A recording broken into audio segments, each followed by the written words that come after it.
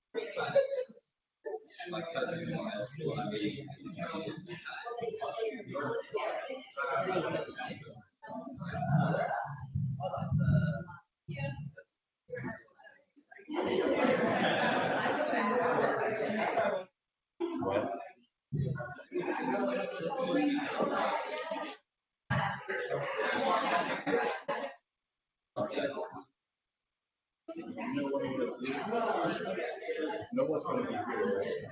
No, I think that's what I've heard about pre-modern.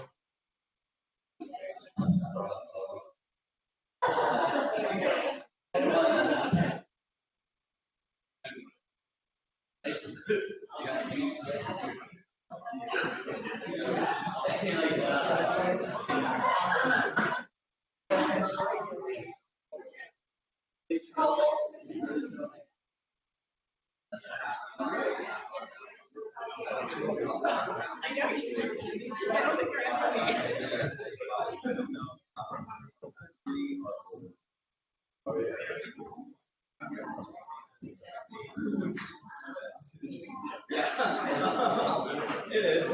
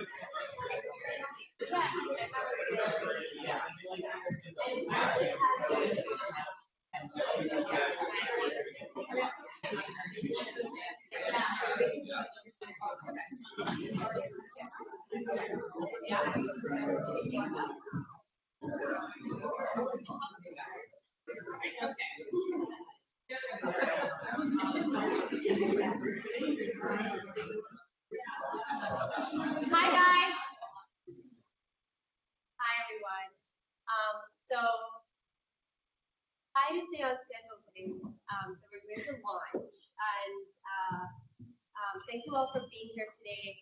I'm going to turn it over to Dean Hackney, Dean of the Law School, to provide us with introductory remarks. But yeah, and we'll have plenty of time after to get more coffee and breakfast. So yeah, let's do it.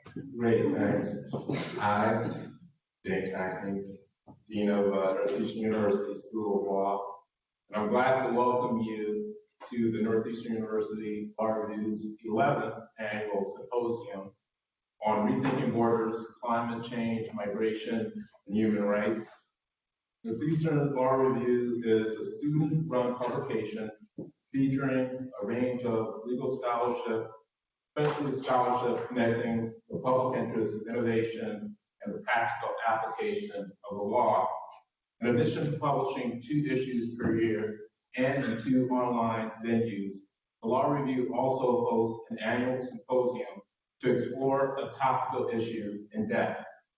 This opportunity brings together legal scholars, practitioners, and advocates to convene on contemporary legal issues that inform the community on a range of problems, viewpoints, and directions through interdisciplinary discourse. Past symposia explored complex legal issues, including prisoners' rights in the modern era, data and accessibility, and the legal implications of school bullying. Last year, the law school dedicated its Law Review Symposium on Human Rights and International Law to our late Professor Hope Lewis, who had devoted her scholarship and practice to furthering human rights. This year's topic on rethinking borders is no less complex or current. It is at the center of national and world political debates and essential to understanding the dynamics of persistent wars and international strife, and the manifest impacts of climate change on local and global communities. We hope the symposium will be the starting point for this community to explore lasting solutions to ensure that constructive laws are adopted and human rights are upheld. Thank you for joining us. It's now my honor to bring Tarika Shadar to the podium to act as moderator. But before I do so, I want to say that I had a conversation with Professor and Dean Hook, and she told me that the students have been particularly impressive this year with regard to the symposium and the law review in general, and we thank you for your effort. Thanks, appreciate it.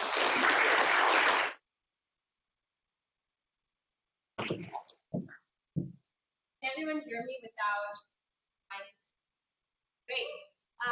Thank you, Dean Hackney, and for taking a few minutes out of your very busy day to be with us. As Dean Hackney mentioned, I am Tarika Shadar. I am this quarter's symposium editor, and Anna Anino, please Anna, is my wonderful colleague and counterpart, symposium editor on the other rotation. And we are both so happy to have you all here to engage with us on this really important issue. We chose this topic because we wanted to zoom out of the current debates on immigration in this country and see what's really going on with the big picture. As some of you may have read in the news recently, the UN came out with a new climate change report that says we're zooming towards a temperature increase of over 1.5 degrees, and by 2040, we're going to hit that, and that's very close. The 2018 World Migration Report notes that we're seeing a trend where migrants make up a larger proportion of the world population. So these reports show us that climate change effects are to be expected, and that these are realities that we do need to grapple with in a really serious way. And Anna and I also knew that we wanted to incorporate human rights into our discussion. As some of you can imagine, human rights, migration, and climate change impacts often implicate human rights.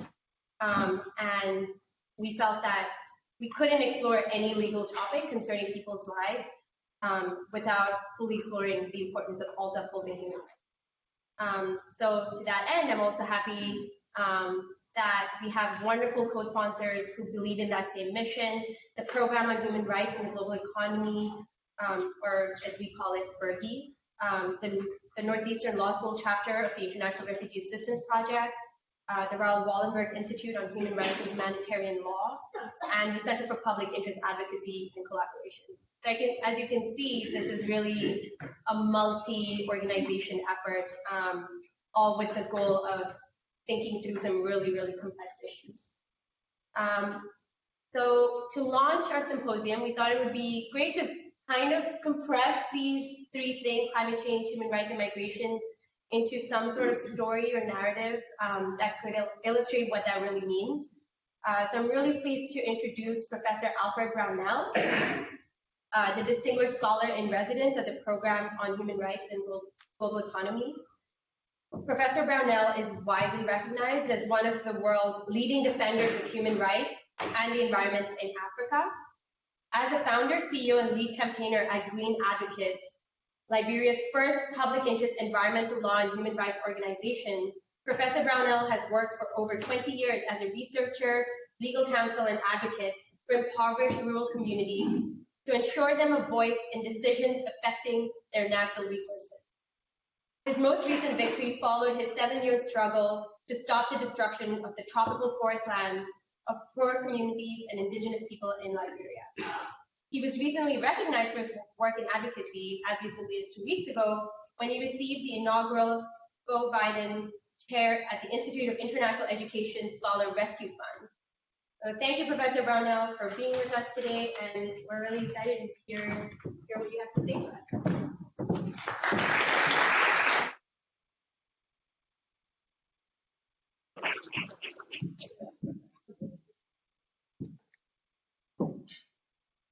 I feel much better on my feet.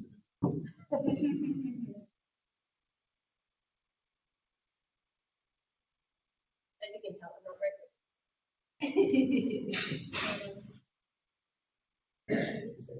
Put that on its belt.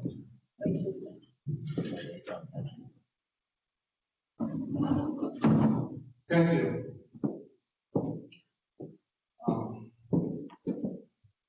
Professor James Hackney, Dean of the Law School, Assistant Deans here, faculty, staff, fellow students, ladies and gentlemen.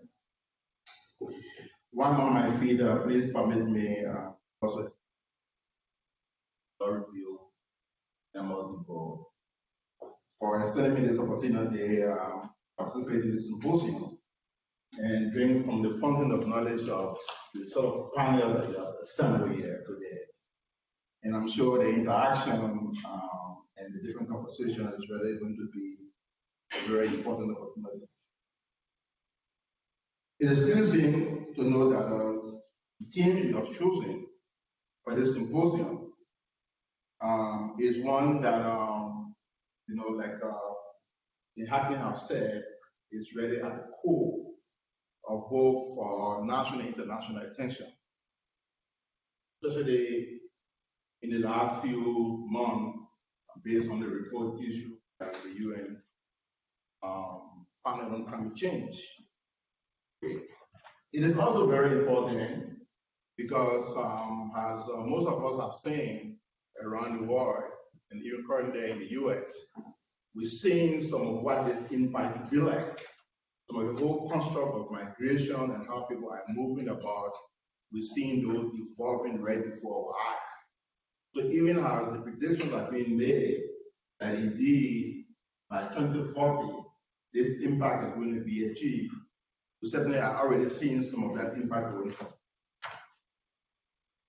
And so I want to draw your attention to a number of current issues that are bordering on what the impact will be like. We've seen in the last decade a growing inequality between and among individuals as well as among nations. And we're also seeing that currently the inequality is addressing the whole question of how most of the world wealth is now concentrated in the hands. We see how transnational corporations are amalgamating and controlling notoriously amount of wealth and assets, including sovereign land, natural capital, oil, gas, mining, timber, water, carbon, agriculture, ecosystem. And more often than not, they are capturing the apparatus of the states. We're seeing more and more that individuals who defend and protect peoples and the planet are being murdered at the rate of 4 per week. We're also seeing the level of intolerance, xenophobia, and the frequent calls to close borders and exclude others, which is on the rise. We've seen how globalization, land and resource grabbing are dispossessing and ripping apart vulnerable communities and undermining natural resilience in ecosystems. If you add that, like I said, the recent report, it is very clear, and based upon what the expert has said, that indeed one, that global warming is certainly here. Two, that in terms of the pathway to address this process, we certainly have all lived that process. And three, that indeed the sort of warming we've seen, and if we don't take the appropriate action, that's the place what I call a search and rescue plan, it means the extent is superior. It is clear that we're not just talking about mitigation, but at the present, and it's on life support and desperately need a rescue mission. I see that I've been destined to make opening remarks and use that opportunity to present a number of U.S. and non-U.S. case studies. I'm illustrating the intersection and theme of the climate change, human rights, and mitigation process. I see that I've been assigned 30 minutes. I'm not very sure whether I can get up within 30 minutes. But basically, I'm going to proceed by trying to lay out a number of the case studies and stories from around the world. What is impact? Climate change is there. There's driving migration, and there's concerns about the kind of border system we are having, natural or legal, and how that is impacting human rights.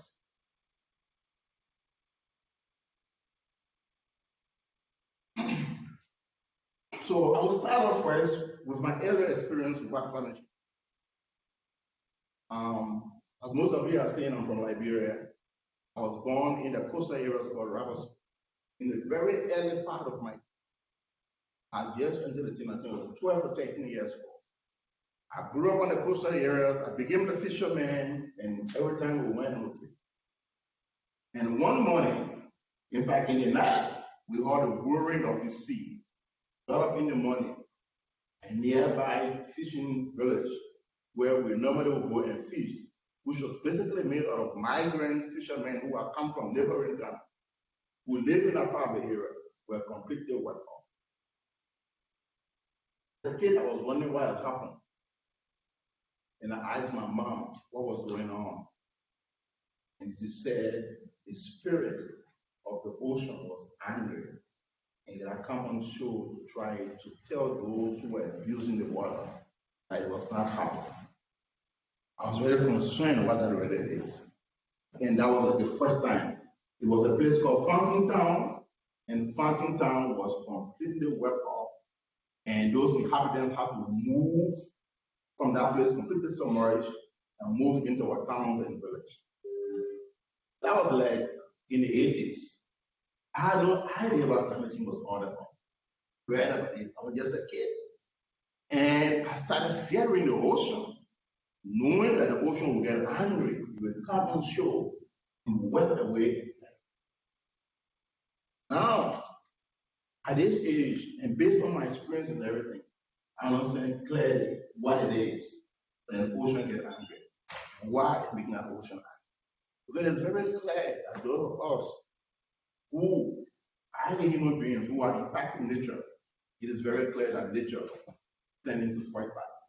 And when you alter the ecosystem and you influence the ecosystem, the impact you get is the responses that I saw many years ago when I was 13 years old. So, a lot of time, we see what the impact is all about. And a lot of my experience is what I've seen in the last 15, 20 years, working trying to protect forest ecosystem and protect communities. We've seen how, for example, governments around the world gave large amount of land to transnational corporations who cleared those lands and pushed communities on the margins. We've seen how forest ecosystems have been threatened by those transnational corporations, where they involved in oil, gas, and mining. In my own country in Liberia, my government granted almost 75% of the total land mass. Those who are seeing Liberia, Liberia is host to the largest forest block in West Africa. We've seen how the government has played the forest ecosystem and provided that to transnational corporations. We understand exactly the role that forest ecosystem plays. But it's not just a situation in Liberia.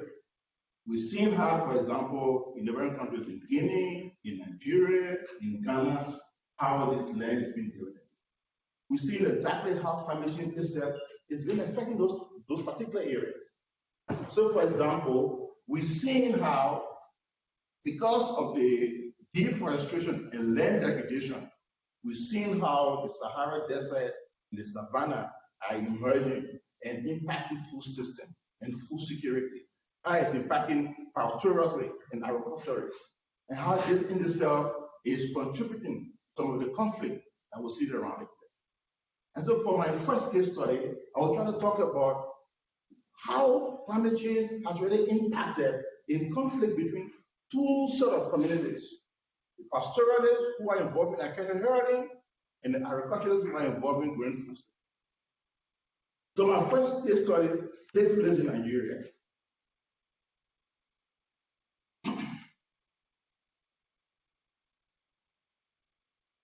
And it's based upon a news story by Olanade Ayed. And he writes in an African newspaper. He says, as fireworks were lighting up skies to usher in a new year across the world, gunfires were echoing in Nigeria's Benue State. On that night alone, 73 people were killed and hundreds were injured after herdsmen unleashed terror in two local government areas, mostly populated. Clashes between farmers and nomadic herdsmen date back to the pre-colonial era, but they reached an alarming level in 2017, when the thousands people were killed in more insistence. It followed a rise in clashes since 2011, not just in Nigeria, but in Ghana, in Mali, in Niger, in Mauritania, in Ivory Coast, and in Senegal. Most of you who have followed the migration trend, where you see young men who have braved the Sahara, trekked across the Sahara. Most of them sometimes die to the Sahara, in the crushing heat of the Sahara. Enters Libya, jump on this ship, cross over to Europe. Many times, folks have now asked why they're crossing over. This is the background. Climate change impact driving people. First, creating conflict, very intense conflict, where normally people should live together, pastoralists and farmers start to clash. It becomes very violent in a way that it is unsafe for them to survive. They are forced together and find safety and security. Brave, sometimes people smuggled across the Sahara. We've seen those stories. They get onto this boat. We've seen how thousands and thousands have died and they cross onto Europe. But what I want to tell you is how the government have handled those clashes. So the drama rise in the number, frequency, intensity of the type in recent years has been seen as a major source of concern in the region. A 2007 report said that 2,500 deaths were recorded between 2012 and 2006 in sub-Saharan Africa alone, with majority of that deaths recorded in Nigeria. And while there were 67 clashes between farmers and herdsmen in Nigeria between 2007 and 2011, there were 716 clashes between 2012 and 2000. Access to land and water, grazing power, drought, desertification, and ethnicity all contribute to the problem. Attacks often happen when cattle stray into farmland and destroy farm produce, but the sudden increase in the number of attacks and casualties suggests that the conflict goes beyond just access to natural resources. The response from government in the region has been mixed. Nigeria has been criticized for its lackadaisical approach in an effort to prove that it is serious about any of the clashes. That it is serious about any of the clashes between the pastoralists and the herdmen. The Nigerian Air Force launched attacks on several villages. killing innocent people. In Ghana, the government sees the herdsmen as aggressors. Police officers have ordered to shoot encroaching herdsmen on sight, adding new threats to the conflict. Many times, those of us who are outside and observe this process and observe this movement are really aware the kind of insecurity that has been created that is driving these folks to move across. Why would someone brave the Sahara? Why would they jump on these ships and get drowned in the Mediterranean? If you're a herdsman and you've been bombed and you've been shot on sight, it is very clear why you have to. So climate change, creating conflict between two communities, getting response from the government using the military. And we're hearing some of that. We're hearing some of that, yeah. Fortunately, we're hearing calls for deploying the army along the border. This is the typical kind of response that government has said. It's like government here in the US is taking cues what happened in Africa. When you start to use the army to respond to the impact of climate change, this is what drives the migration. The other thing I want to talk about, we've seen these caravans coming from Central America. We've seen them. Most time, again, like what happened in the case in Africa, cut across the Sahara. These folks on the boat in their thousands, some of them drowning, not knowing what to do. And it's not just them. They take along their kids. In Central America, we've seen the caravan. So what's driving that? I will go back to the work of Todd Miller, an author and journalist. He's writing his book called Storming the Wall: Climate Change, Migration, and Homeland Security. Miller says that the data already document the devastating impact of the climate change. He says that climate change is a key factor forcing families to flee from Central America. He refers to the death and drought, the hurricanes, the flood, the mudslide, which he said are projected to intensify further in the region as global warming increases, which will hit small farmers especially hard. He said even before that, he refers to how NAFTA, NAFTA is the North American Free Trade Agreement, and CAFTA have already undermined and made vulnerable these farmers. Because the way, for example, how those very cheap products and goods were dumped onto them, those who were farmers producing corn and sorghum were unable to even sell their produce, how governments were giving large concessions to companies to grow this food in farmers that made them insecure and vulnerable. And then comes the impact of climate change. And then these people are driven from their land. And then comes the interplay of the gangs and the drug laws and the militarization. And then comes the whole idea of the geopolitical security implications, where people are feeling unsafe. So the farmers move from their towns and villages, they move into urban areas, they are facing serious drug laws and crime, and then they don't have any choice, they are forced to pay the world.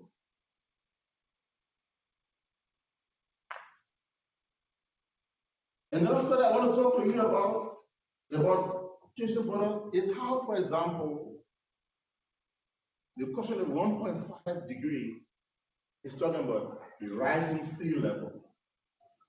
And most time, you need to figure out what that really is. How it's going to change, how it's going to change maritime borders, how that is going to exacerbate conflict. many of the coastal countries who already have their exclusive economic zone. How do you measure them in the ecosystem? You see many countries who don't have slow stuff. Some countries who have different borders across economic zone, 1.5% in rapid rate. How that's going to happen? How that's going to also exacerbate that increase as well. And then, I'm trying to make sure I put my 30 minutes. We're talking about the countries that we fear, the islands countries that are going to sink. It's very clear that there are a number of countries that may never exist anymore. Be gone because of the impact of climate change. What's going to happen to those populations? What's going to happen to those cities? How are we going to define what sovereignty really is? So we talk about the value and to repeat it in its facilities. We've seen already some actions taken. For example, the island countries have already purchased a place to make sure its citizens find somewhere to be. They are questioning about what that really would be if they bought their land and moved their citizens. What impact would be like? The last case study, which I want to talk about, concerning the whole idea of what I call international border countries. You're aware there are several other countries around the world that follow us, including the US and Mexico, for example, with the right grant, and many other countries. You're seeing how the erratic nature of the family is shifting water courses. And in terms of its intensity, or how it is training different courses in different courses, and how it is shifting waters, and the sort of conflict that will be. In the southern areas, for example, there's already extreme conflict. So take, for example, nuclear power, Pakistan and India, watering the Indus River, where there's a shift given the already existing conflict, what an impact would be like. So in short, what we're seeing here is that all of us are not going to be spared of this focus of time. Now, you may see the threat moving in one direction. And we don't know exactly what that threat is going to move in another direction. Today, it's the Central Americans who's coming to the US. It's the Africans who are moving to Europe. And based upon what the experts have said, and the dynamics and the models and scenarios that have laid across, it's very clear that climatic zones may shift. And all of us will begin to move in another direction.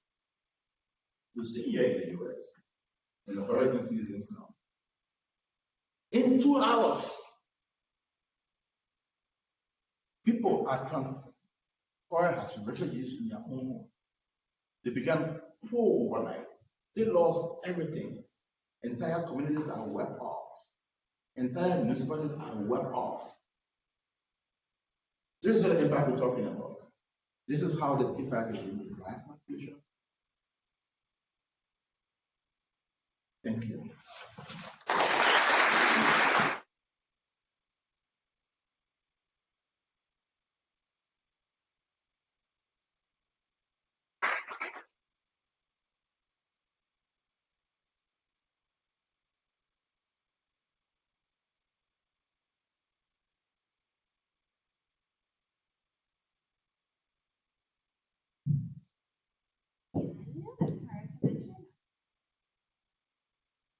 First panel of the day will be taking place here at 10:30.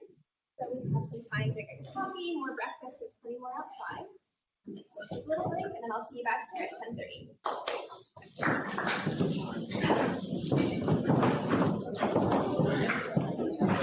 Ethan.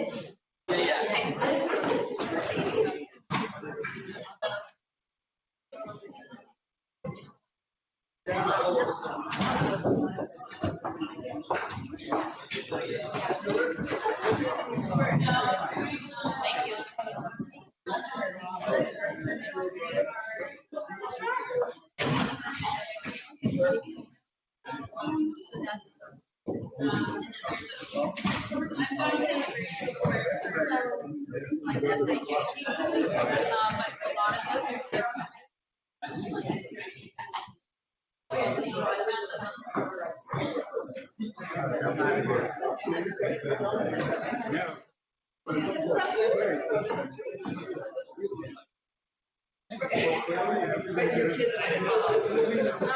Caleb, do you know who's taking over from you?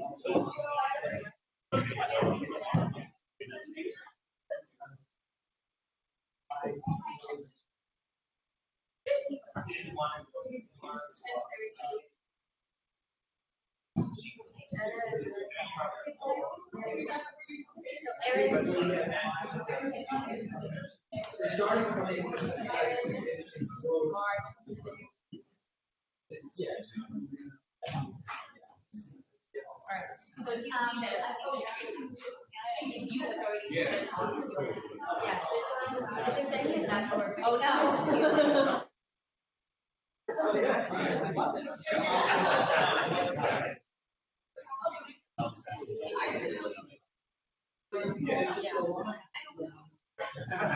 Well, I mean, I wonder like what happened. I don't think so. I think it's like the part of the.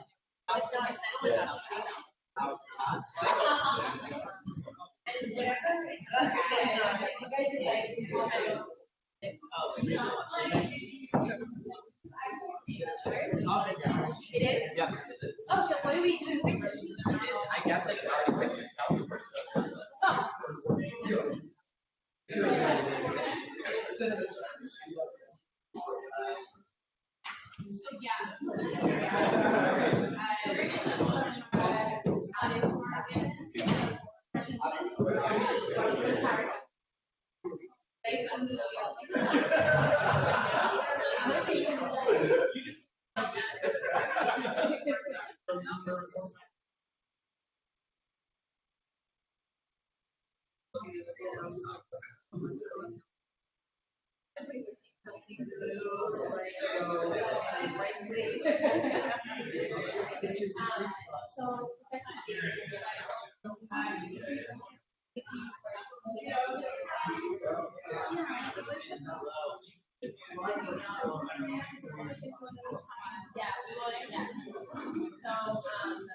When she comes up, we'll take photos.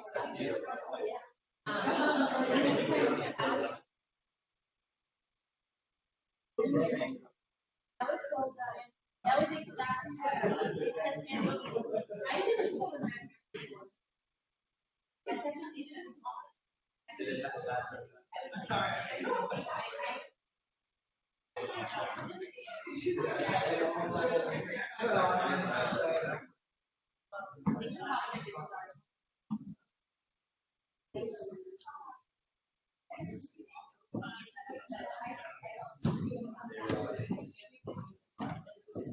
Yeah, I figured it was going on.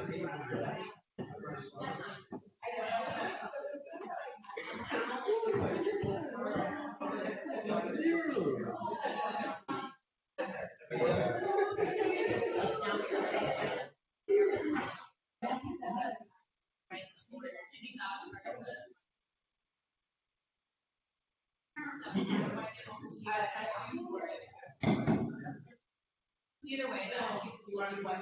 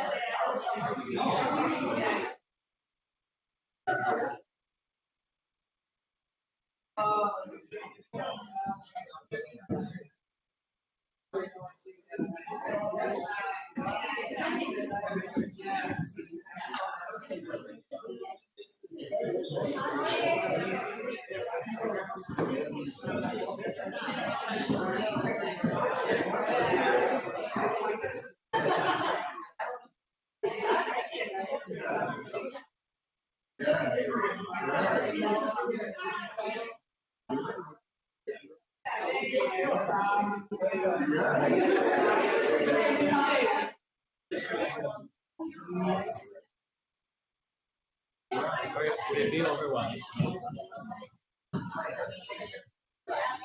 So.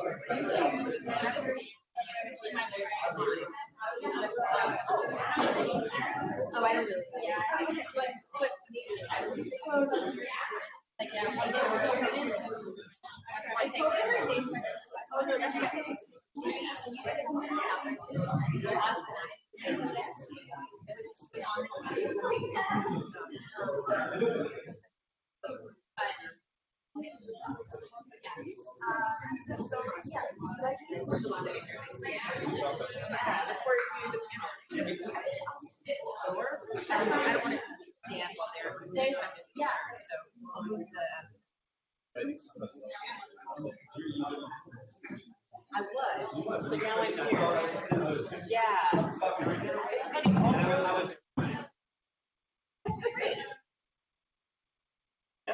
So we're just doing it very open. Feel free to take a seat anywhere here.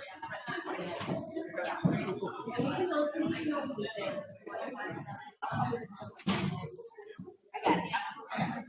Okay. Is there a place that you But if there's a place on the corner. Yeah. Thank you. And then I don't know yet. Somebody missing? oh no, music. Yeah. Okay, great.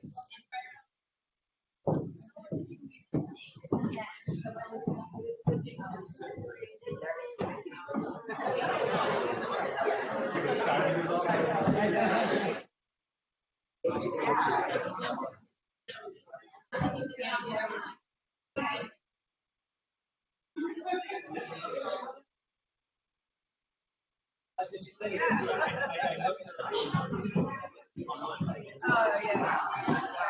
Sounds creepy like I was talking, but it's out of curiosity.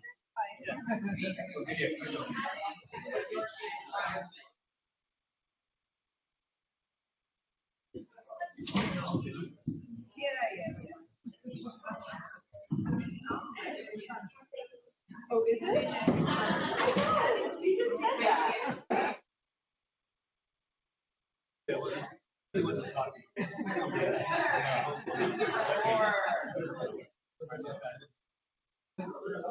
Like a decent guy. I'm okay with that. Okay.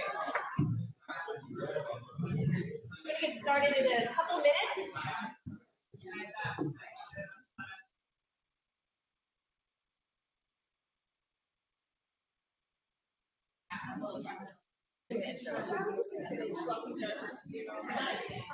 Yeah, one line on.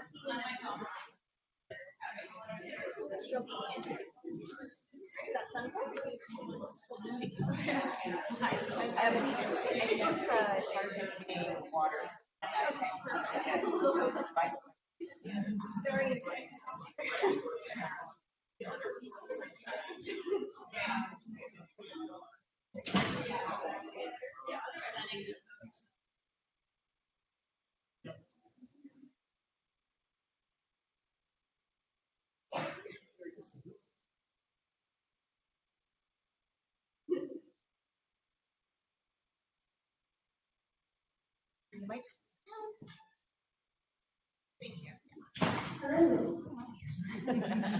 Welcome everyone to the first panel of Symposium.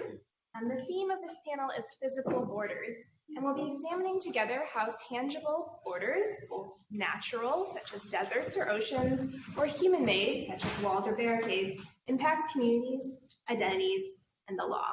Our moderator for this panel is Professor Shalanda Baker, Professor of Law, Public Policy, and Urban Affairs at Northeastern University School of Law. She'll be briefly introducing the panelists. I'm going to give the floor to her. Great. Okay, that was such a quiet introduction. Hi, I see one of my students here. Good morning, everyone. Morning. Yes, I am so delighted to kick off our day. It's a really exciting panel here. Before I get started with the introductions of our panelists, I wanted to make note of a couple of things that may interest you all. We have a colleague here at Northeastern, Sheila Puffer, who just wrote a book called Hammer and Silicon, the Soviet Diaspora and the U.S. Innovation Economy, Immigration, Innovation, Institutions, Imprinting, and Identity. So there's a handout for her book right up front. And then another colleague here at Northeastern who couldn't join us, Danny Faber, who does work on environmental justice, has a new publication he wanted to share with everyone. He is under the weather. And the publication is Give Me Shelter from the Storm, Framing the Climate Refugee Crisis in the context of neoliberal capitalism. So that promises to be interesting, and that's recently published in the journal Capitalism, Nature, Socialism. So copies of that are there at the corner, so feel free to pick those up during the break.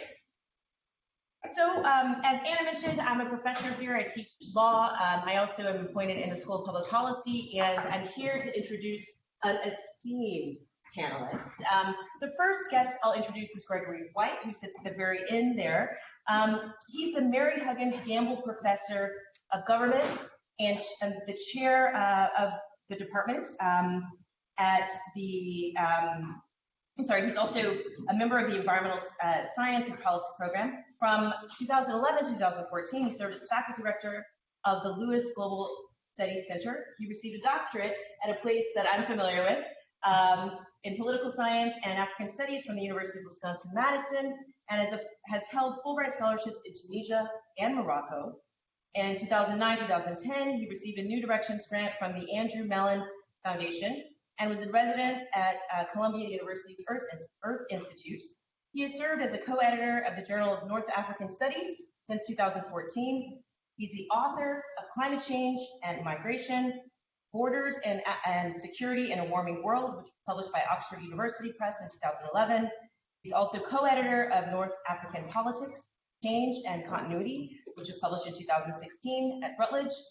His recent work continues to focus on climate refugees, which is in quotes, an issue that lies at the intersection of migration, environmental, and security studies. So we are delighted to have Gregory here today.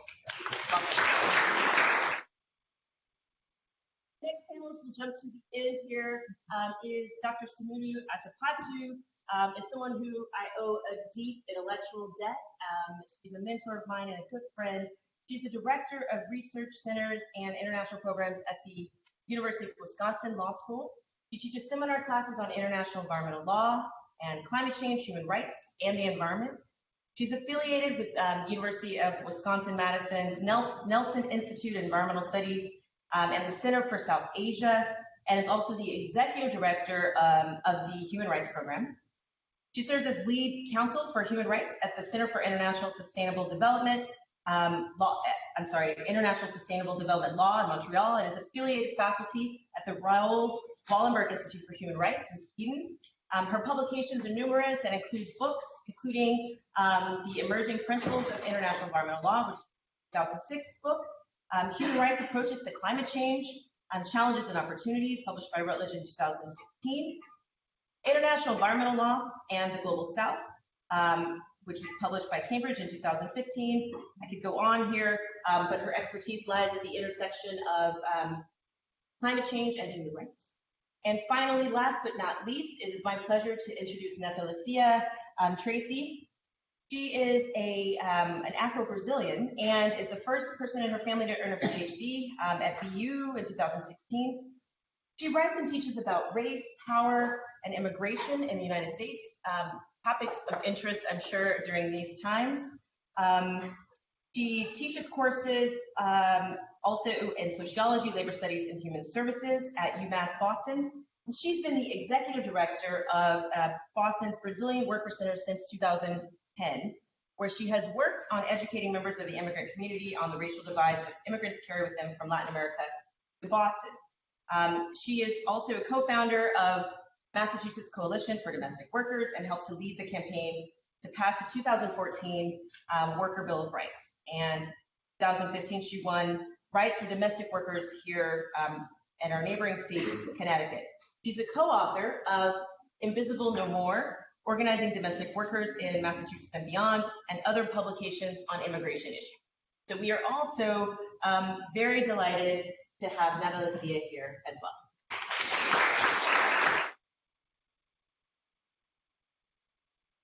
So for this panel was quite broad and interesting, but certainly relevant to our issue of climate change and rights, environmental justice, and immigration.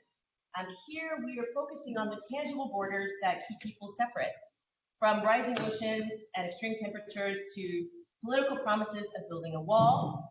This panel is really an opportunity to explore how human activity shapes physical borders and how we relate to them. So here I'd like to start off our panel with a question, and I actually want to address it to all three of you. So climate change and human impact likely has some impact on natural borders and divisions, whether between or within countries or communities. So to all three, actually, how do current laws regarding border control, immigration, and sovereignty take into consideration these shifting borders? And how might law begin to reflect some of the physical realities that folks are facing as those borders change, right, and destabilize due to climate change impacts? So Sumudu, we can start with you. I know this is something you've written a lot about. We're not keeping a strict time limit, but the goal is about 10 minutes per question, and then at the end we'll open it up for broader conversation. Sure.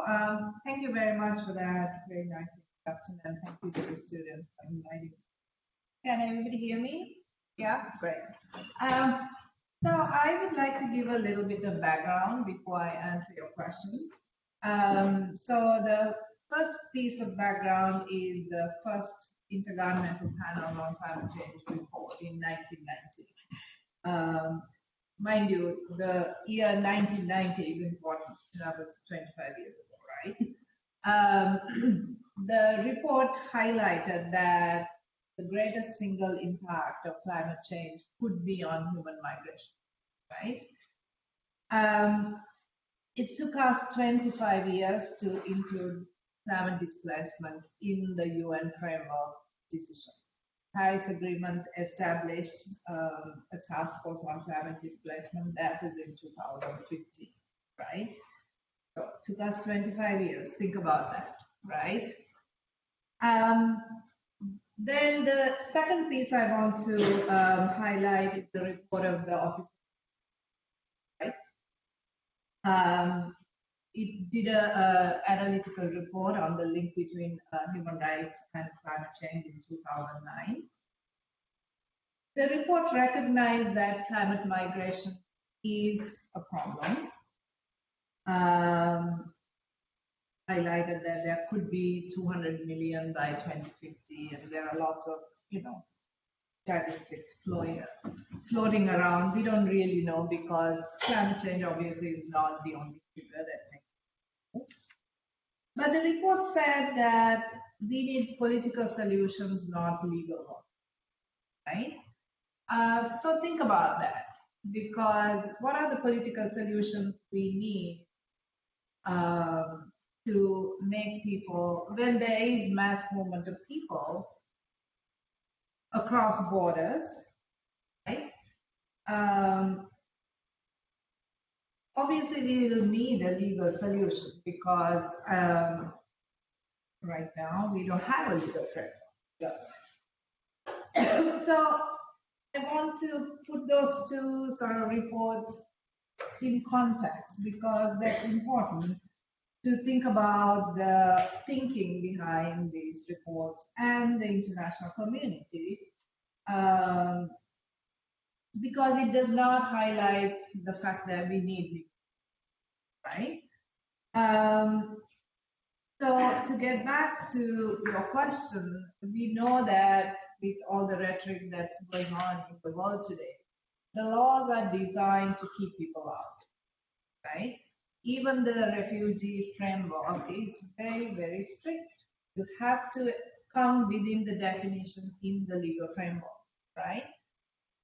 So sovereignty, we are very, very strict about our sovereignty. We are very jealous about our sovereignty. We don't want any invasions on our sovereignty. So we design laws to keep people out, right? So I think it's important to keep those things in mind. And most of the rights we have under the human rights framework are based on citizenship. Right? If you are not a citizen, then it's harder to rely on the human rights framework. We can come back to that, but again, that's designed to keep people out, right? if you're not a citizen of the United States, there are certain rights that are not available to you, right? It's very hard. You need a visa to come in, right? And it's getting harder and harder for people to get that visa, even for legitimate reasons, right? So maybe I'll stop there now and go to the others. Okay, great. And Greg, actually wanted to go to you next because I know you've written a lot on North Africa, and that is a region of the world that is experiencing a lot of climate change stress. So in your experience, how has law impacted the ability to move? And if you could also tee that up with some discussion of the impacts of climate change on that particular region of the world, because I don't think everyone here is a climate change expert. And I'm not a climate change expert as well. I mean, I've studied it a bunch, but I wouldn't pretend to be a natural science type. I'm very definitely a political scientist. But it's, North Africa and the Mediterranean, Middle East and North Africa is very much in that band, that 30 degrees north of the equator band that travels around the world, and that's where the world's great deserts are, and dry areas, or the Gobi Desert, the American Southwest. So it's just a tremendously arid and fraught region climatically in terms of temperature and rainfall. And 30 degrees south, of course, would be the band that includes the Kalahari and the Atacama and the Australian Great Outback. So it's that really difficult part of the globe in terms of the ocean currents and the air currents that cause the climatic patterns that the world has, that the Earth has. So it's that kind of region, and definitely climate change is a real stressor. It has been for, the world is warmer than it was 100 years ago, and it's projected, as I said, it's going to continue to get warmer according to current projections, and that's going to cause, it has caused and will continue to cause people to move. I tend, at the same time, not to privilege climate change as a force, as a driver of movement. I mean, I think in so many instances, including some of the recent efforts to try to unpack the Syrian civil war, people have turned to a drought in the last decade as an explanatory factor. And it definitely affected the region. I mean, it's absurd to argue against that as a contributing factor. But I do push back often against looking at climate migration and climate refugees, and that's why I put it in quotes, as the sole driver, because there's so many other factors. And I fear that it can let policymakers off the hook, it can let leaders off the hook in the region, it can let outside actors who are meddling in the region, who have intervened in various ways, or even broader economic patterns that affect the politics of the Middle East and North Africa and the Mediterranean basin, for the reasons that people move and thrive. And I think above all, I mean, again, just building off some of the comments that have already been said, I do worry about thinking about climate change as a security issue, and climate migration as a security issue. I think that's tremendously problematic, and it's something that's been taken up by the political right for some time now, for a couple decades. We've seen, the U.S. Pentagon in 2003, so that's 15 years ago. The U.S. Pentagon released a report talking about, much like the IPCC reports, that climate change is a security threat. It's a threat multiplier, and in time it will cause people to move toward advanced industrialized countries. And the Europeans quickly echoed that as well in the last decade, 2006, 2007, 2008 as well. Various reports came out of European Commission and European think tanks. And I find that problematic and fraught, because I think that can then justify sharper border control and sharper security measures against people who are moving for, again, a wide array of reasons. And I don't want climate change to be used as the hook on which to hang arguments on behalf of border control. Great. And now, Lucia, I'm wondering if you're seeing at all an intersection between that climate issue and immigration based on your work in Latin America, particularly Brazil. Has that become an issue at all in the discourse in Brazil? Not yet, right? Maybe soon, once we start with the deforestation of the Amazonian forest, right? First of all, what climate change, right? Our president doesn't believe that it's happening. That's how that joke. But as you were saying, think back what you say, a lot of the issues that we see with the migration, it's beyond climate change, right? It has to do with many other social forces, including policies and trade agreements that was unfavorable to those countries, especially in South America. We have to recognize that and take ownership for those trade agreements that pushed people out of their countries. We need to really understand and accept that, right? Other forces that have pushed people out is economic poverty, civil war, and we most of the time we forget that we create some of that migration to the U.S. Right? We are responsible for people leaving their homes. And we forget that most people live because they have no choice, like some of what's happening right now. And we see the caravans forming and people living under, harsh conditions and walking thousands of miles, seeking supposedly freedom and safety for their families. In Brazil, in some ways, we are privileged with good weather, tropical weather, and really good conditions in the land, but people leave because of corruption and other types of social issues. And some of them have to do with not so much climate change, but has to do with some of the issues that are already laid out. And what are some of the issues that we see here now? I'd like to shift a little bit to, I think, I'm sorry, I missed Professor Brownell mentioned earlier that Massey talked about climate change being climate change driving migration and the impact of human rights in his case study, right? That Massey talks about that, but also Massey talks about that communities are being pushed in, but also being pushed out, and they're being criminalized heavily for being in the U.S., right, by this new administration. So I think it's really important to remember that, the fact that we don't, at the moment, we are not taking seriously the fact that climate change is impacting the flux of migration coming into this country, but at the same time, we are not taking responsibility for destabilizing economies politically and socially and economically in other countries. And then we bring them here, we create a system that we don't have a political and immigration policies to incorporate them. We are actually destabilizing the ones that we have in place, and then we criminalize them, right? For example, TPS. So we are raising TPS, we're ending TPS.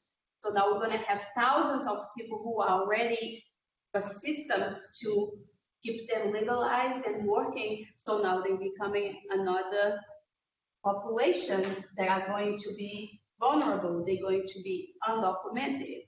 The DACA system is being a constant battle, right? So how do we deal with the system that we are constantly create more groups of marginalized immigrants that are coming to this country for reasons like refugees, asylum, and now we criminalize them in addition to the ones that are right here, right? So how do we deal with that? So that's a very important one. I definitely want to get to that last point later on in the panel today, but I wanted to sort of do a little baselining.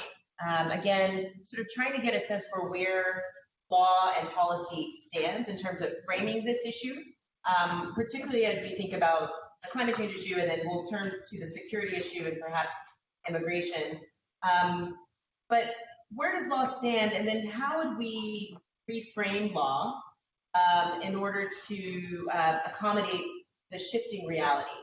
And again, Greg, you've said that this is a complex kind of confluence of many different issues, And that seems like also what you're saying, Natalícia, with respect to, prior policies and history and culture kind of contributing to the current crisis. But where are we? And Sumudu, I'll start with you with respect to international law and how it reflects, or how it does or does not speak to the reality facing us today with respect to climate change. And then how would you frame law in order to accommodate that? Sure. So as you probably know, the refugee law is based on the 1951 Geneva Convention on Refugees that was adopted after the Second World War to deal with the massive number of refugees that came as a result of the World War. And under that definition, a refugee is a person who is fleeing persecution. So you have to establish persecution. And the persecution has to be based on certain factors, right? So those factors are in relation to your religion or nationality or place of birth or belonging to a certain social class. Okay? So these are very specific definition adopted after a very specific incident or a series of obviously, in 1951, climate change was not thought about as an that will make people move. So currently, the legal framework does not, and of course, the definition cross-border. Right? So currently, international law does not have the legal framework to govern climate migration. So the term climate refugees is not a legal term, right? A lot of people are against using the word refugee in relation to climate change, migration, precisely because it's not a legal term and it can be misleading, leading people to think that, the Geneva Convention will apply to them. Having said that, there are some other frameworks that could be used. Because a lot of people tend to think that most of climate migration will be internal. So we do have the UN guiding principles on internal displacement. We could, again, climate change was not a factor when these guidelines were drafted, and these guidelines are not binding. But a lot of states have adopted them, so there is some consensus that they provide a good framework for internal migration. But in some countries, even internal migration can be problematic. So that's something we need to bear in mind. Like China, for example, it's very hard to move from rural areas to urban areas. There are policies that prevent people from moving, and then there could be practical factors. I mean, people moving internally could be moving into a highly populated area, so there are lots of practical factors to take into account. And in Africa, there is a Kampala Convention against the guiding principles on displacement. And we are hoping that the task force that was established under the Paris Agreement would come up with some framework to govern cross-border migration associated with climate change. There are some proposals like the Nansen Initiative, but again, that's confined to displacement associated with severe weather events. So sea level rise, displacement associated with sea level rise will not fall into that definition. So slow onset events are not included in that. So there are other sort of proposals that are floating around, but there's nothing to govern cross-border migration associated with climate change. So there is a legal gap there with regard to such migration. So this kind of speaks to the quotations that you mentioned. No real definition of climate refugees, and that sort of speaks to this gap in international law. And so I'm wondering, Greg, if you could expand a little bit on what you see as the gap, particularly as you talked about some of the complexity with respect to the problem.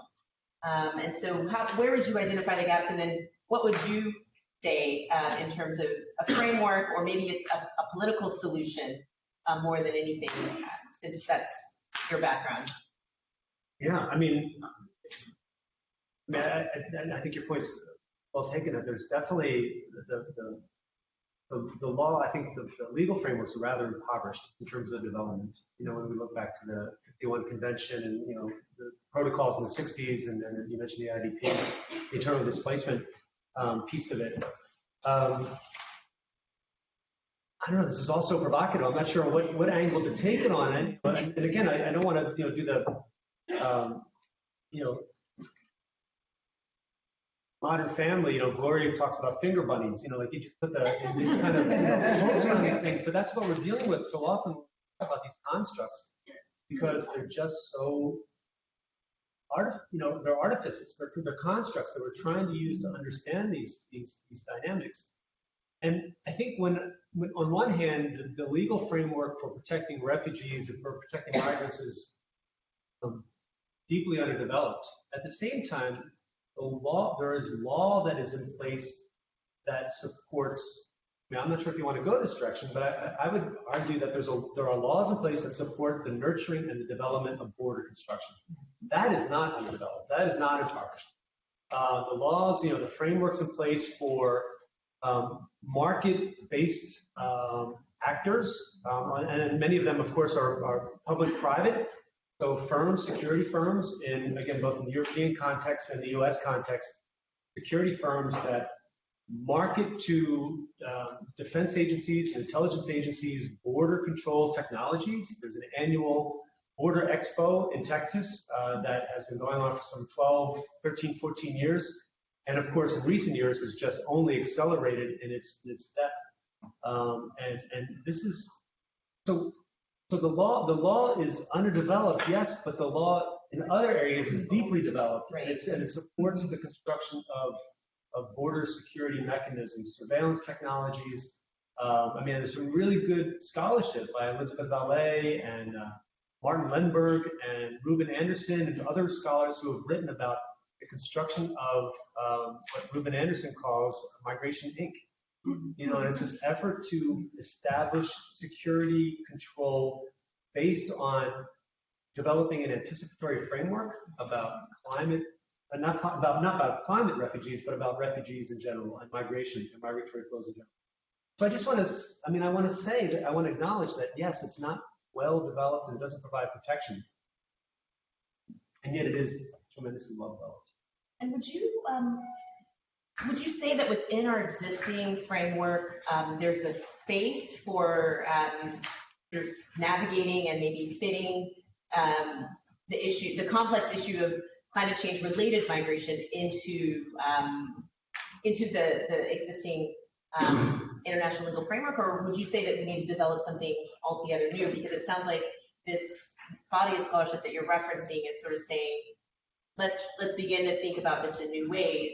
Yeah. And then the follow-up question to that is really, how do we get that on the international agenda as an issue of salience? Yeah, so I think the short answer is no. Is there a place for developing legal frameworks to protect climate refugees or people motivated, compelled to move because of climate change? I think the answer is no. I could be wrong. I'm looking to legal scholars. Yeah, I don't really think there is. To be corrected. But the scholarship that I'm referencing is indeed looking at the other ways in which, it's almost like an ontological look at where borders come from, how borders are nurtured.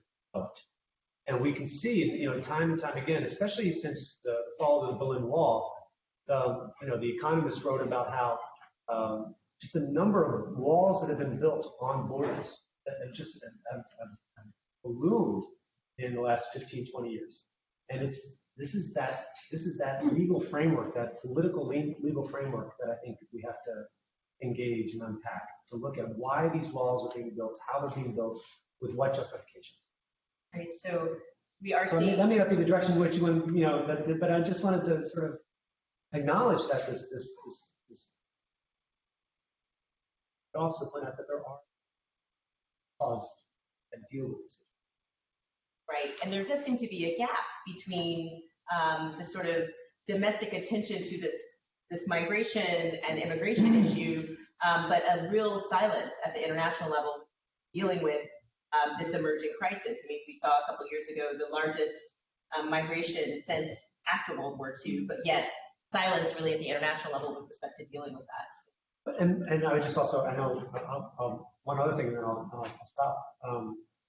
We refer to the migrant caravan, again, I'm using my fingers, refer to the migrant caravan, I mean, it's on the order of thousands of people, 5,000, 7,000, 10,000, I mean, numbers are always, demographically, it's hard to figure out the exact number, but as a percentage of the US population, 330 million people, or as a percentage of the people in Central America or Latin America, it's small. And same in the North African context, there are people coming up from sub-Saharan Africa, undoubtedly, but the vast bulk of people in sub-Saharan Africa stay within sub-Saharan Africa. In fact, in many ways, they move the other direction down to the Gulf of Guinea and the large megacities along in West Africa. So those are the issues that I think the royal we, have to pay attention to in terms of adaptation and dealing with mitigation and adaptation to climate change that is in the pipeline. Not looking, yeah. Well, let's shift to the way law hardens borders, right? And this question is going to be directed at Natalícia. What would you like to see in terms of shifts? Maybe we can start domestically with the US, but shifts in the immigration law to soften that sort of hard border. Again, current politics aside, I mean, we could be aspirational on this panel, but what sort of changes would you advocate for in order to soften the border? I would like to start by one of my activist hat on. Yeah. And just to address what you said, we don't see any movement, and if anything, they are blocking any type of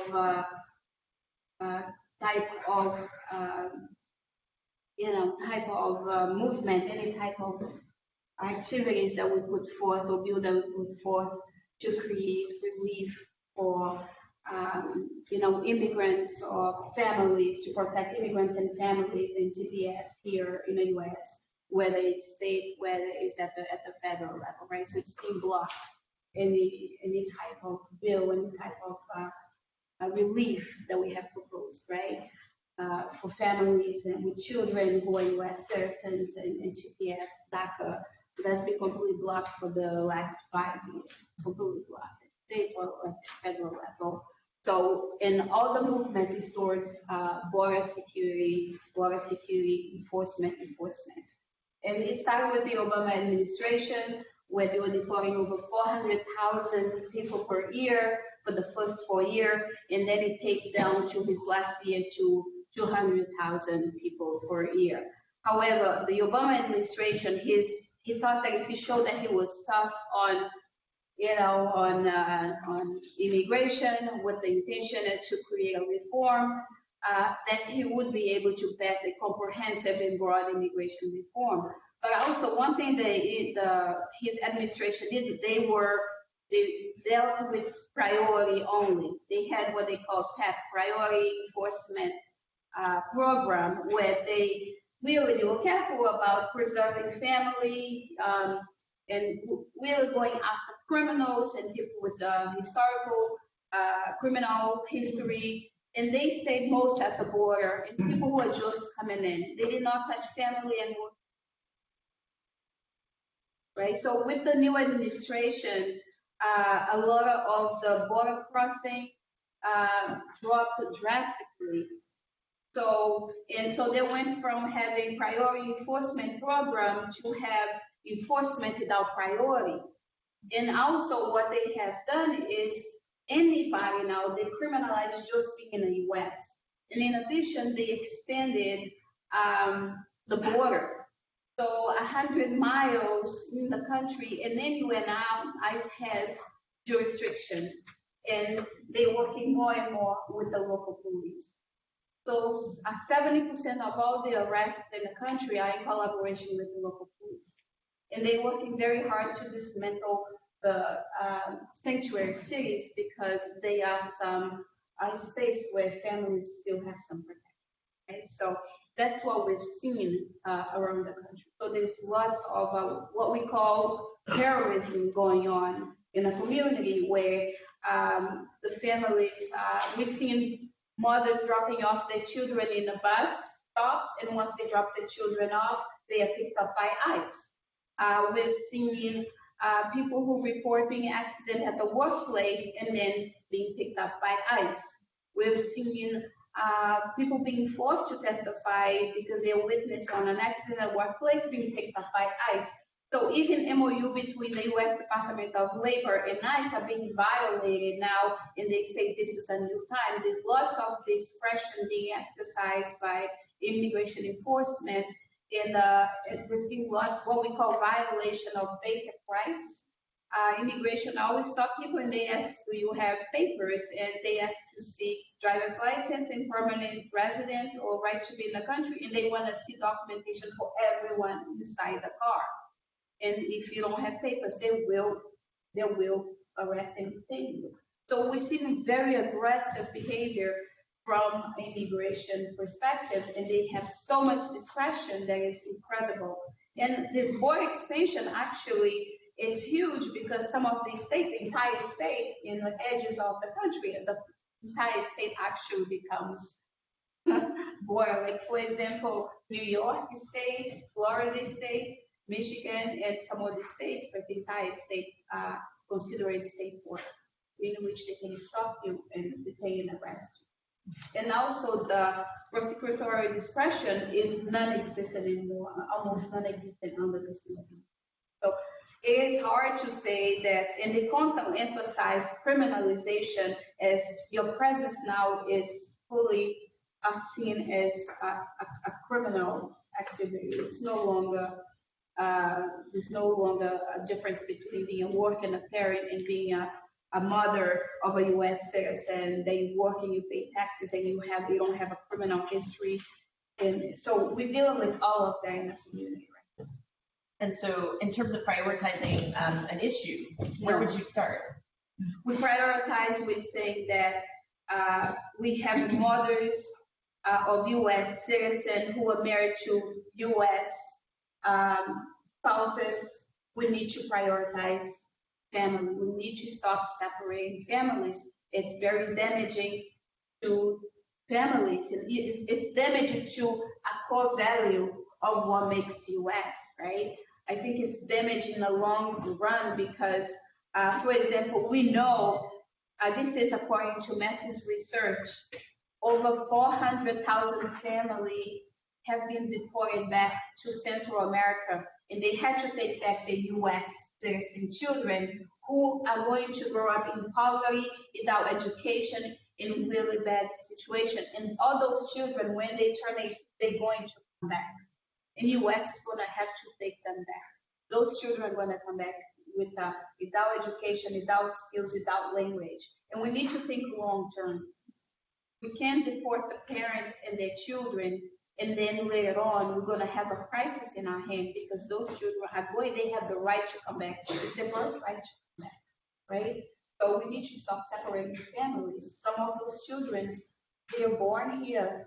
The spouses, one of the spouses, we have mixed status family. We have over 5 million children who are living in mixed status family, and we need to prioritize that. So you're really speaking to a way to sort of reconceptualize our understanding of borders, which is, again, a theme of this panel. And I'm wondering if that can also apply to this sort of international context and thinking about, again, going back to this issue of climate change and human rights. Is there a way to sort of reconceptualize our understanding of borders to create exceptions for the types of issues that are arising and emerging as with respect to climate change. And Sumudu, I'll start with you in terms of that reconceptualization question, and maybe this is more of less of a question of law, but more of a question of framing. Sure. In terms of framing, I just want to put it out there how the human rights framework works currently. So it's very much linked to nationality, right? So your state is the duty bearer, and you as citizens mainly are the right holders, right? So the human rights framework operates vertically between the state and the citizens, right? So one of the problems with climate change is that this goes to the justice issue of climate change as well. Developing countries arguing that we did not contribute to creating the problem. We are not the main emitters, right? So if you rely on the human rights framework, then the burden is on us to protect the rights of people, our people, then the problem or creators are elsewhere, meaning the global north. And they continue to emit greenhouse gases, right? Particularly the US has not really done anything to reduce it, right? So when the main emitters are elsewhere, by relying on the human rights framework, it puts a greater burden on us to protect the rights of people when we didn't really have a hand in creating the problem, right? So how do we sort of reframe this thinking, right? So some have argued that instead of looking at nationality as the main link, we should look at human dignity as the frame, right? So people will move if they don't have enough food to eat, enough water to drink, right? They won't think about the legal framework, right? They will go to the nearest, safest place where they can have their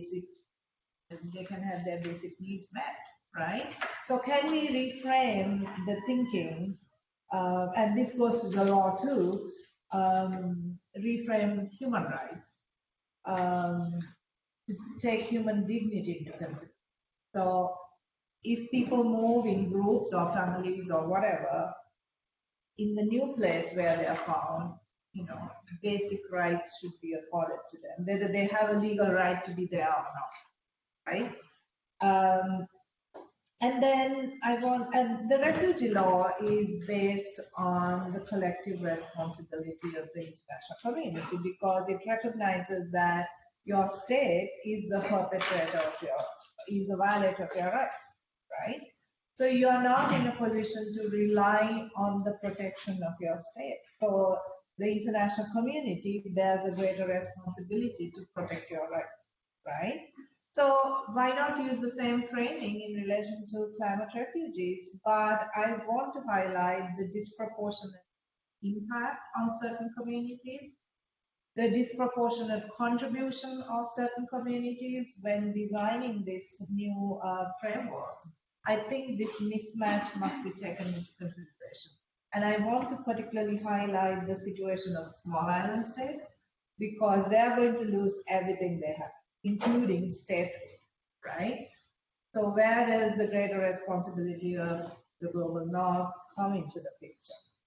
And so actually, I want to turn to Greg a little bit. Awesome. Well, so let's actually bring to the surface these issues of race and power and history and historical context, because Natalícia, you were sort of intimating that a little bit, and Sumudu, you're basically talking about this historical context and disproportionate impacts and disproportionate duties owed to the South by the North. And so, Greg, I know you're a political scientist, and so I wonder if you could speak a little bit to those dimensions of power and race. And I know that you're an expert in the North African context, and how would we begin to frame this issue and tee it up in terms of those dimensions? Yeah, I mean, this is tremendously stimulating to me because I really appreciate the human dignity piece to it too. Because I think that's a way of really beginning to unpack the methodological nationalism that we all use. You know, we so often just refer to the nation state, over and over again. And back to what you were saying too, I mean, this past summer, and I know it had been going on for some time, but especially this past year, with the separation of parents from their children, I mean, is there no more visible assertion of sovereign power than separating a family?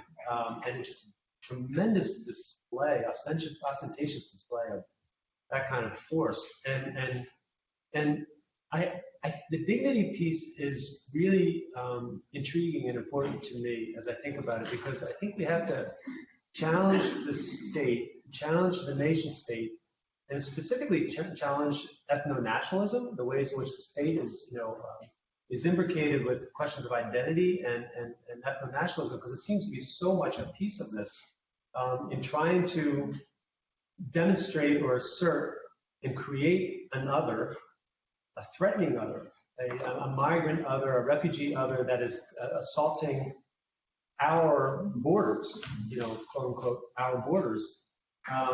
It is this pernicious dynamic that I think we really have to push against and fight against. And again, dignity is the way to do it in a lot of ways, I think, just to sort of undermine that. I think even, again, just even thinking about, and you said something about not talking about current stuff, but, even the past week with the shooting in the synagogue, when that construction of an ethno-nationalist other, obviously, when it's taken place throughout history, immediately turns the we back in on itself to try to identify who we are and who we are. Are you white enough? Are you Christian enough? Are you macho enough? Are you straight enough? Are you, and we just see so much of that dynamic with this ethno-nationalist talk, and ethno-nationalist momentum that I think our task is to really, I'm saying the obvious. I mean, it's sort of a no duh kind of thing to say, but that's the challenge for us as legal scholars, perhaps, and certainly as political scientists, try to argue against that, push back against that. I'm not sure if that's answering your question, well, but it is answering it. Yeah. I mean, it's certainly calling the issue, to the surface. Yeah. But I think there still is a deeper question as to how, right? How do you? So even when and again with respect to climate refugees, I fear that when I think Donald Trump will inevitably embrace, and Donald Trump and Trump supporters will inevitably embrace climate refugees as a concept. That's why another reason why I'm anxious about it, because I think, Donald Trump, he's moving away. He's softening from his view that climate change is a hoax perpetrated by the Chinese. He's softened that kind of absurd rhetoric. He's begun to acknowledge that climate change is happening. He may push back, and again, many of that ideological formation doesn't see climate change as anthropogenic, as being caused by humans. They may still push back against that anthropogenic piece, but they cannot deny that climate change is happening. And I think it's only a matter of time before it's tied into anti-refugee rhetoric.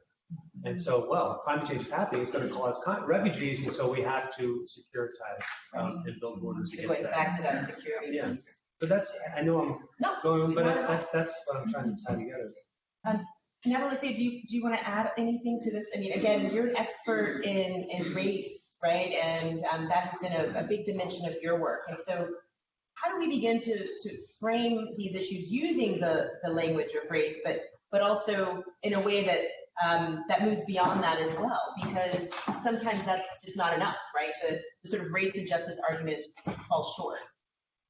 Well, it's the intersectionality, right? We can never leave that out of race and class dealing with those issues. And the fact that also we're able to dehumanize people just because we're different, right? And also a lot of the issues that we see too is the fact that we can racialize them.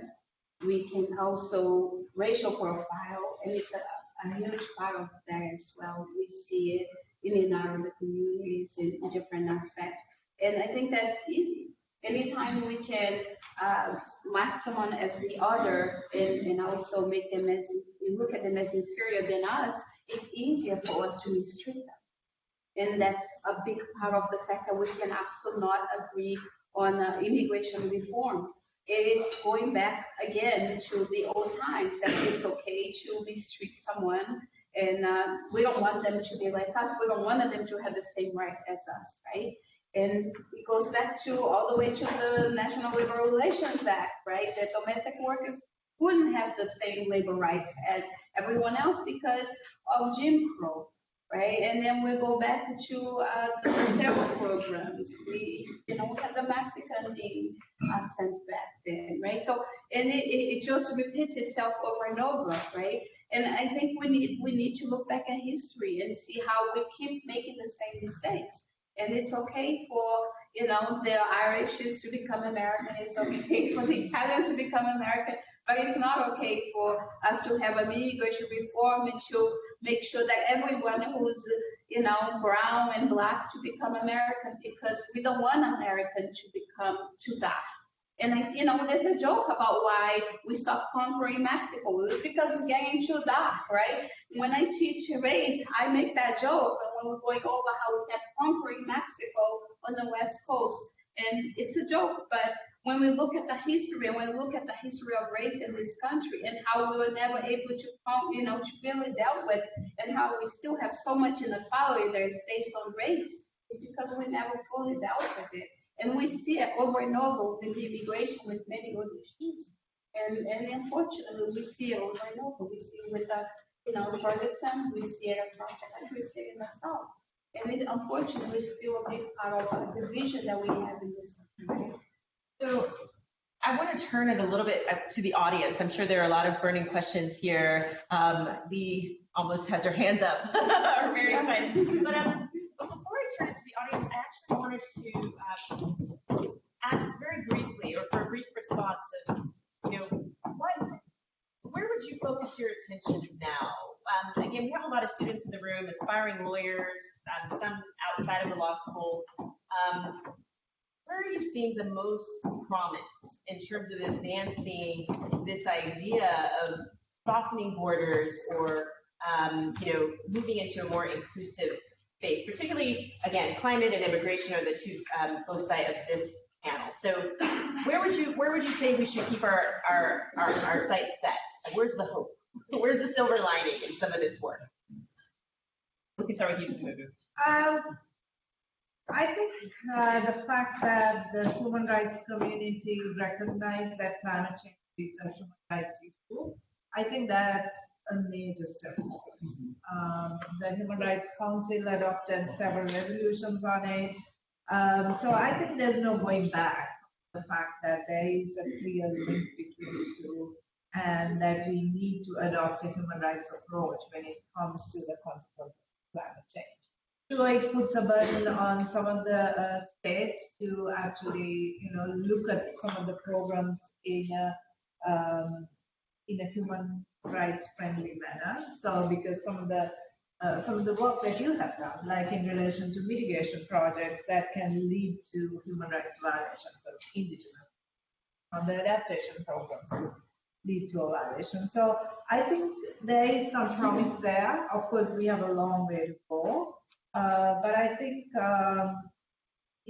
not compartmentalizing climate change into an environmental box or, a security box or something, but looking at it as a holistic issue, as a human rights issue, because I think that even the the UN framework on climate change, the climate negotiators took a long time to recognize the link. I mean, the language is so bureaucratic that sometimes I think, really, where's the human suffering in it?